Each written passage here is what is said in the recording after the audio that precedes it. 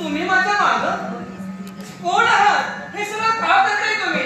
स्वर्गी ज्याचं वास्तव्य तोच मंगल केतू गंधर्व तुझ्या समोर आहे. गंधर्व? एक गंधर्व? आणि या मृत्यू लोकांच्या ठिकाणी? नक्कीच.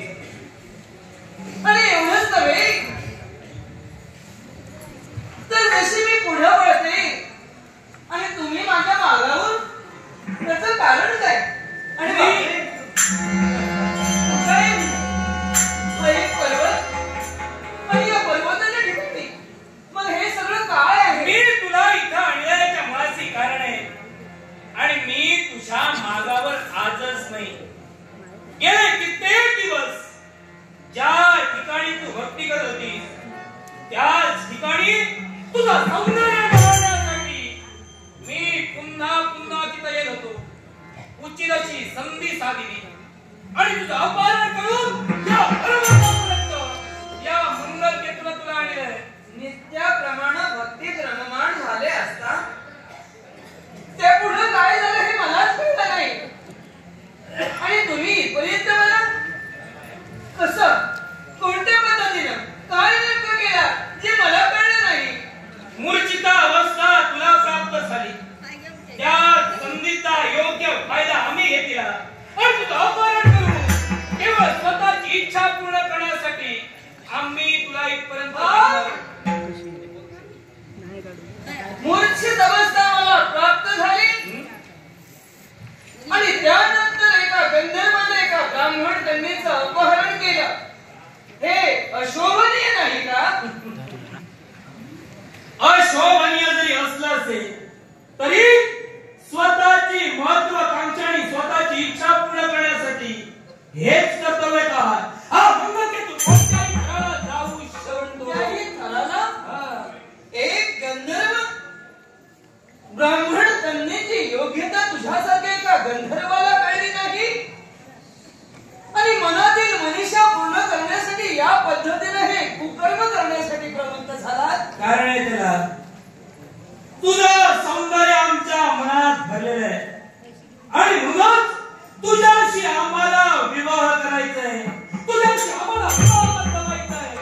या इच्छेसाठी आम्ही तुझं अपहरण केलं. विवाह माझ्या बरोबर आणि अपहरण? काय बोलता तुम्ही हे?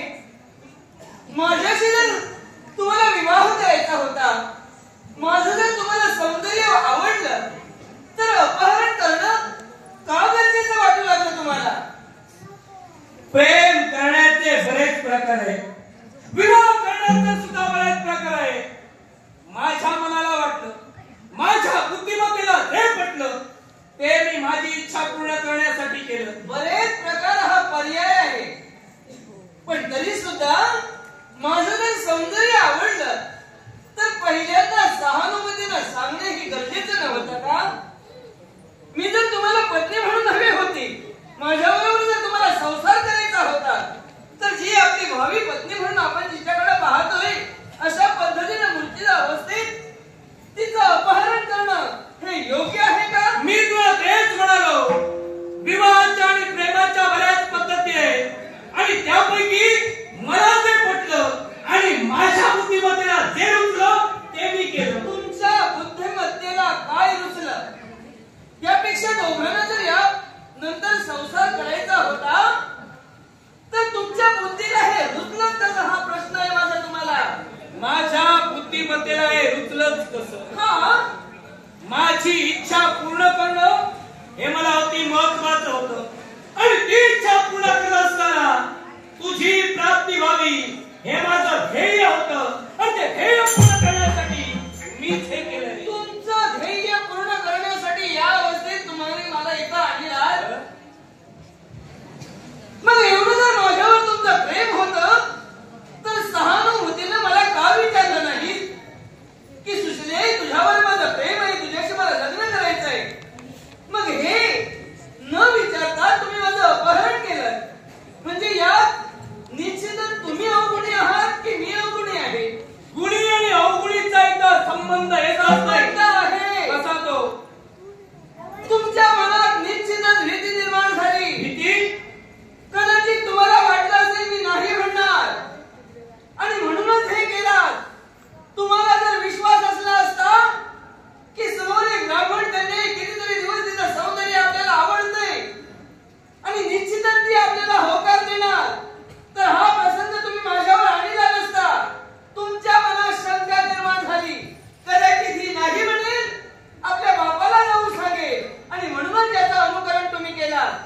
म्हणतेस की माझ्या मनात भीती निर्माण झाली, माझ्या मनात शंका निर्माण झाली की तू कदाचित माझ्या इच्छेचा अनादर करशील, माझ्या म्हणण्याला होकार न देशील.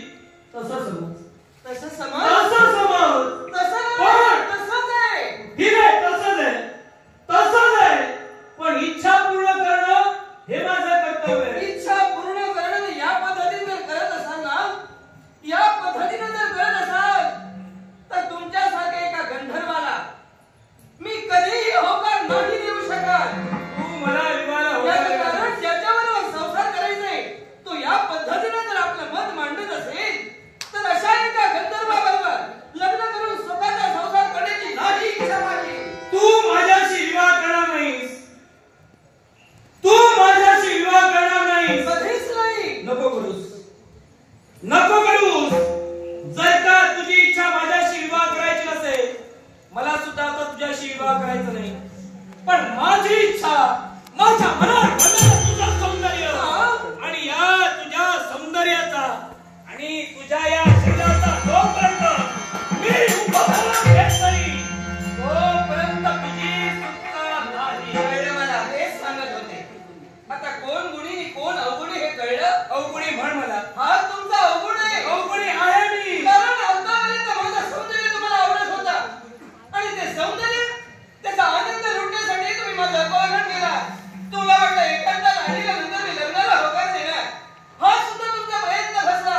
मी जर नाही म्हणून सांगितलं तेव्हा तुमच्या मनातील विकृतपणा हा जागृत झाला. याचं कारण ज्या सौंदर्यवतीवर आजपर्यंत तुमच्या मनात प्रेम वाटू लागलं होतं त्याच सौंदर्यवतीचा इथं उपभोग घेणार ही तुमच्या मनात इच्छा निर्माण झाली.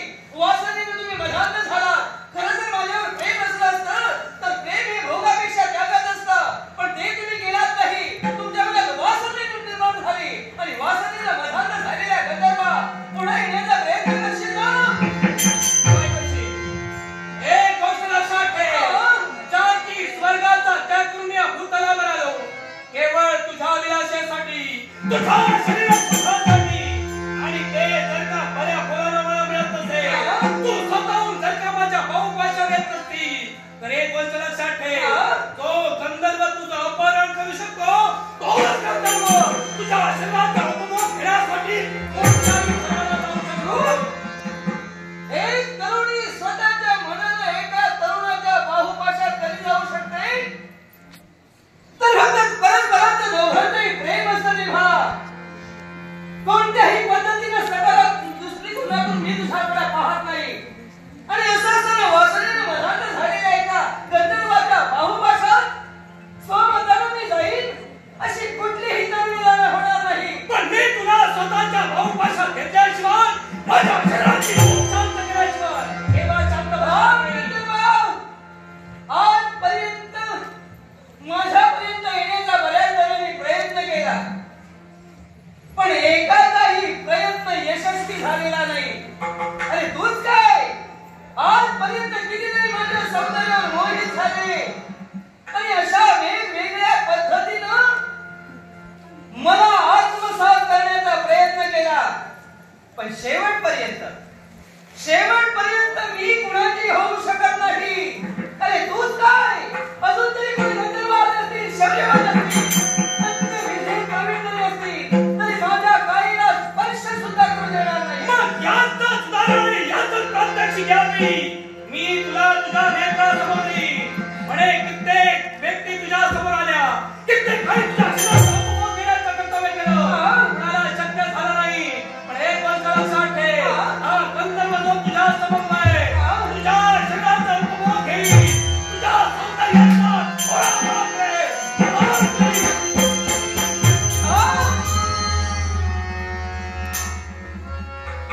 हे गंधर्वा वासना मनात जागृत झाली. फक्त शारीरिक सुख हीच तुझी इच्छा राहिली. लग्न करण्याचं तुझं स्वप्न होतं ते तुझ्या तूच पायदळी तुडविलास आणि समोर दिसणारी एक सुशिला, एक ब्राह्मण कन्या फक्त भोग वस्तू म्हणून तू पाहू लागलास. अरे प्रेम करणाऱ्या विना तुझ्या मनात वासना निर्माण झाली एका शब्दातच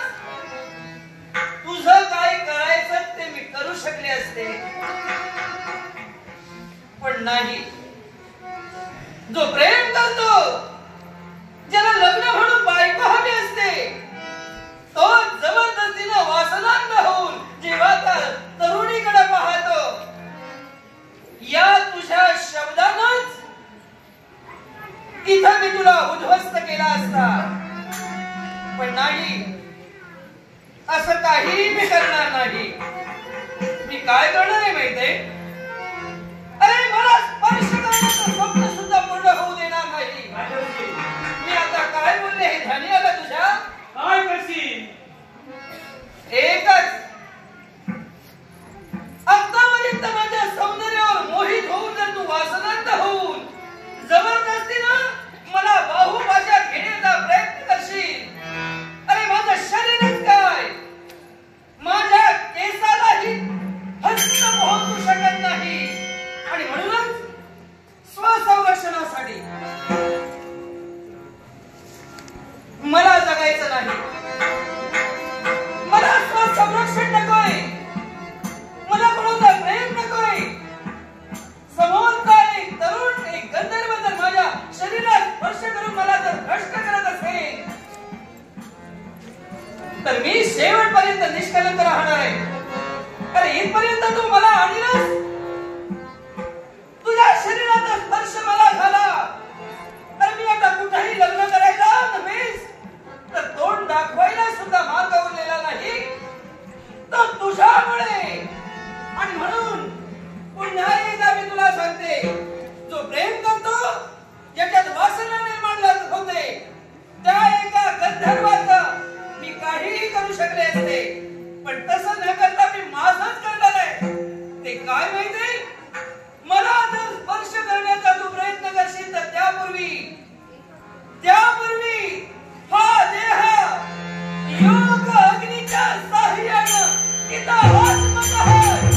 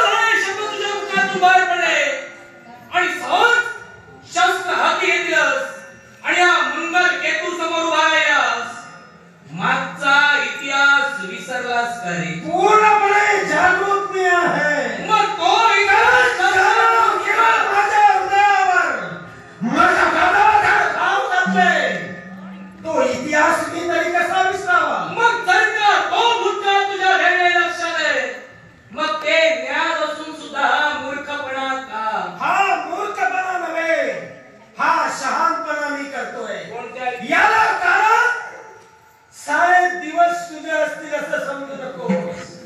केव्हा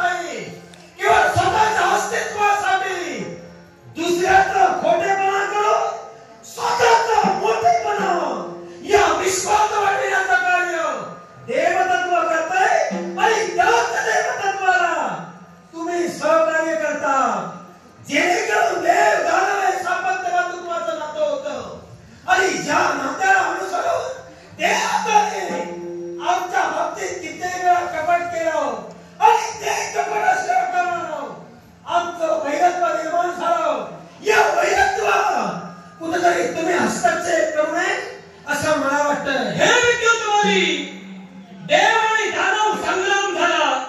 स्वर्गाधिपती देवेंद्र महाराज हे तुमच्या युद्धात त्यांना पराजय प्राप्त झाला आणि त्यावेळी या दानवांनी देवेंद्र महाराजांच्या हातासाठी एक शस्त्र सोडलं आणि त्यावेळी हा मंगलकेतू मध्यंतरी आला आणि त्या शस्त्राला प्रतिकार केला. ही माझी चूक झाली. इथंच तू चुकलास. कारण युद्ध आमचं आणि देवेंद्राचं चालू होतं. त्या युद्धात अस्त्र सोडण्याचं कार्य आम्ही केलं. तुम्ही हस्तक्षेप कोणत्या धर्मानं केला? एकच, देवेंद्र महाराज निशस्त्रीय होते आणि निशस्त्रीयावर वार करणं हे वीराला शोभा देत नाही. निशस्त्र कुणाला म्हणावं? एखाद्या मानव जाती जन्माला आलेल्या वीराला, नव्हे तर धनुरात जन्माला आलेल्या एका दानवेश्वराला. देवतत्व हे केवळ साऱ्या विद्याभ्यासानं, साऱ्या विद्येत पारंगत असू शकतात. ज्यांना भूत भविष्य वर्तमान अंगाची जाणीव शक्ती आहे, तो निशस्त्र समजू नका. हे विद्युतवादी, म्हणे तुमचा घरगुती विषय आणि त्यात देवेंद्र महाराज हे निशस्त्रीय होते म्हणून आम्ही सांगू नये.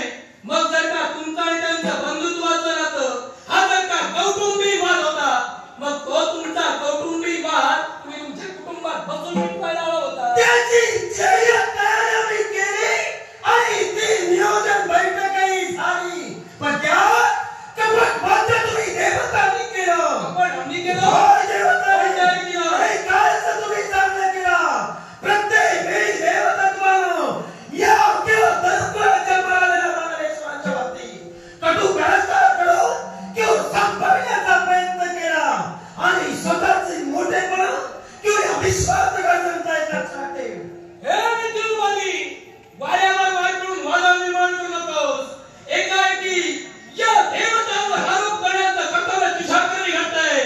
मग असं काय देवतांनी दानवांचं घोडं मारलं आम्हाला सुद्धा ऐकायचं आहे. मला सांगा, ज्या देवतत्वासाठी ज्या धनुरात जन्माला आलेल्या दानवेश्वरांनी सहकार्य म्हणून ज्यावेळी सागरमंथन झालं, त्याच सागरमंथनाच्या वेळी आम्ही दानवेश्वरांनी सहकार्य केलं. 7 कोटी दानवेश्वर केवळ 33 कोटी देव मिळून सागराचं सागरमंथन केलं गेलं. अशा वेळेची 14 रक्त बाहेर पडली. मग ज्यानं केवळ शब्द दिला तो देव वैकुंठीचा नारायण की जी संपत्ती सागरातून येईल ती अर्ध वाटेकरी दानवेश्वर होते आणि देव होते. मग आम्हाला का दिली नाही? यालाही कारण आहे. तुमचे पूर्वज म्हणजे राहू आणि केतू यांनी दोघांनी देवतांची रूप घेतली आणि देव पंक्ती नमस्ते अधर्माला सुरुवात त्यांच्याकडे झाली आणि म्हणून तुमच्या वाट्याला ती रत्नारी नाही. मान्य करतात की यामा केवळ दानवेश्वराने वेश बदलून घेऊन केवळ देवभक्तीत बसण्याचा प्रयत्न केला. मग तुमच्या वैकुंठीच्या नारायणानं काय वेगळे दिवे लावले होते की काय? मग एका मोहिनीचं रूप घेऊन का हाती केवळ मृताचा कळस घेऊन अमृत देण्याचा प्रयत्न केला. जर का त्याला द्यायचंच होतं तर मूळ स्वरूपात का त्याला दिलं नाही? हे कपट नव्हतं. या विश्वाच्या ठिकाणी स्त्रीच्या रूपाला तुम्ही भुलले गेला आणि त्या वैकुंठीच्या नारायणानं मोहिनी रूप धारण केलं आणि म्हणून म्हणतोय की या विश्वाच्या ठिकाणी अमृत तुमच्या वाट्याला आलं नाही. मग ज्यावेळी सागर मंथन झालं आणि हलाल विष ज्यावेळी बाहेर पडलं त्यावेळी तुम्ही सारे दानव पुन्हा पाताळवनात कापून गेला. मग जर का विष पचवण्याची ताकद तुमच्यात नाही मग अमृताला काय वाटतं? हलाल केवळ जे अश्वशंभूला प्राशन केलं. आम्ही पळून गेलो नाही. जर का पळून गेलो असतो तर उर्वरित रत्न तुमच्या स्वाधीन झालीच नसते. आम्ही केवळ सागर मंथन होईपर्यंत देवतत्वाला सहकार्य केलं. मला सांगो, देवतत्वाची संपत्ती आणि ती संपत्ती मिळविण्यासाठी देवतत्वाने सागर मंथन केलं. हे स्वतःच्या स्वार्थासाठी केलं की विश्वकार्यासाठी? विश्वकार्यासाठी. मग जर का विश्वकार्यासाठी त्यानं केलं तर देवताची ठेव शिलासागरात गेली. ती मिळविण्यासाठी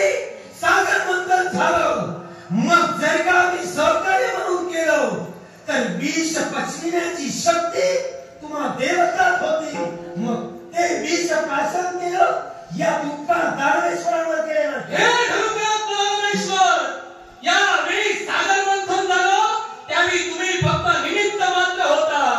सारे देवता सुद्धा निमित्त मात्र होते. सागर मंथन कुणामुळे झालं? ज्या वैकुंठीच्या नारायणानं आपल्या विश्वाची दुसरा अवतार कूर्मावतार, हा कूर्मावतार धारण केला. मंदार पर्वत स्वतःच्या पाठीवर झेलला. त्यामुळे सागर मंथनात त्या मंदार पर्वताची हालचाल व्यवस्थितरित्या होऊ लागली आणि म्हणूनच सागरातील सागरात उपकार केले नाही. ते त्याचं कर्तव्य होतं आणि त्या कर्तव्याचे कनिष्ठ तो राहिला. मला सांग, आम्ही दानवेश्वर निमित्त जर का होतो, एवढी हिंमत जर का वैकुंठीच्या नारायणाचा होती, तर त्यानं एकट्यानं सागर मंथन का केलं नाही? का आमच्याजवळ येण्याचं कार्य तुम्ही देवतांनी केला? तुम्ही म्हणतात की देवाने दानव संपत बंधुत्वाचं नातं. मग जर का सारी संपत्ती सागर कशी गेली, मग एकट्या वैकुंठीच्या नारायणाचंच कर्तव्य होतं. तुमची जबाबदारी नव्हती. तूच म्हणालास की तुम्ही निमित्त ठरला, मग आम्ही होतो म्हणून सागर मंथन झालं, हे तुम्ही मान्य करा. दानवेश्वर जर का सागर मंथन करायला आले नसते, तर काय हिंमत तुमची देवताची होती की सागर मंथन करण्याची? सागर मंथनाच्या ठिकाणी देव आणि दानव आले, पण ज्यावेळी हलाल विष बाहेर पडलं, ते हलाल विष जगवण्याची ताकद या दानवेश्वरांना होती. ती केवळ होती की शिवशंभू भोलेनाथ हातात होती. मग ज्यावरती त्यांनी विष पचविलं, देवतांना अमृत प्राशन करण्याची सुद्धा संमती आहे. मग देव दानवांना केवळ सागर मंथन झालं. भूत भविष्य वर्तमान जाणण्याची शक्ती त्यांच्यात होती. मग जर का विष त्यांना पचविलं, म्हणून जर का अमृताचा कलश तुम्ही घेतला, तर भविष्य तुम्हाला कळलं होतं की भविष्यात हलाल बाहेर येणार आहे. ते हलाल आम्ही देवता प्राशन करणार आहोत. मग त्या 14 रक्तापैकी 2 रक्त बाजूला ठेवून इतर रक्ताची वाटणी केली. काय बोलले नाही? चूक तुझी नाहीये, चूक तुझ्या बुद्धिमत्तेची आहे. अरे विश्वाच्या ठिकाणी काळाच्या उदरात काय गुढ रहस्य सामावलंय याची कल्पना देवतांना नाही, पण त्याची वाच्यता करण्याची किंवा ते खोडण्याचा अधिकार कोणत्याही देवतेला नाही. मग तो जर अधिकार नव्हता, तर हे मान्य करा, सागर मंथन आम्ही केलं, सागर मंथनाला सहकार्य केलं. याचा अर्थ दानव आहे आणि दानव होते म्हणून देवतत्व प्रस्थापित झालं. देवतत्व या विश्वाचा आतापर्यंत राहिलं. देवतत्व या विश्वाच्या ठिकाणी अवधीयमान राहिलं. यात म्हणे दानवांचा वाटा आहे. पण ज्यावेळी अमृताचा कलश घेऊन वैकुंठीचा नारायण मोहिनीरूप धारण करून तेच अमृत वाटप करण्यासाठी येत होता, त्यावेळी तुम्हाला मदिरा देण्यात आली. मग ती मदिरा कोणती आणि अमृत कोणतं याचा फरक त्या दानवांना कळला नाही. ते दानव या स्वर्गावर तरी कळायचं नाही. राज्य करणारे नक्कीच आहे, पण लक्षात ठेवा, जर का मदिरा प्राशन आम्ही केली, आमचे पूर्वज कदाचित तुमच्या दृष्टीनं किंवा कदाचित कमी पडले बुद्धिमत्तेला, पण तुम्ही देव तरी बुद्धिमत्तेनं होता. मग का शब्दावर सांगितलं नाही? दुसऱ्यांच्या उंदरीला पाणी पिणाऱ्याला या विश्वाच्या ठिकाणी विश्वगणी चालवण्याची योग्यता मी तरी मानत नाही. मग ही जर तुम्ही म्हणत नाही, तर सागर मंथनाच्या वेळी दुसऱ्याच्या ओझरीनं, दुसऱ्याच्या ओझरीचा सहकार्य घेऊन तुम्ही सागर मंथन केला. ते दानवेश्वर तुमच्या नंतर सुरू आहे. फक्त दानवेश्वरांनी सागर मंथन केलं का? मी म्हणालो सहकार्य केलं. मग सहकार्य जर का केलं, मग जेवढं सहकार्य तुम्ही केलं तेवढंच सहकार्य आणि तेवढाच वाटा या देवतांचा सुद्धा सागर मंथनात त्यापेक्षा अधिक आहे. मग ज्या देवतांचा अधिकार आहे, त्याच अधिकारात आमचा अधिकार आम्ही प्रस्थापित करण्यासाठी किंवा देवतत्वावर चाल केली. तुम्हाला केवळ येण्याचा संबंध त्या युद्धासाठी होता नव्हता. मग तुम्ही हस्तक्षेप कोणत्या तत्वानं केला? तत्वावर तुम्ही चाल केली, पण या विश्वाच्या ठिकाणी ज्या ठिकाणी आम्ही वास्तव्य करतो ती म्हणजे अमरावती, आणि अमरावतीचा राज करता देवेंद्र हा आमचा शास्त्र आहे. पण एक राजकर्त्याचं संरक्षण करणं हे आमचं कर्तव्य आहे. मग राजकर्त्याचं रक्षण करण्यासाठी जर का गंधर्वात उभे राहिले असतील, तर देवतत्वाचे वाद नव्हे ते गंधर्वात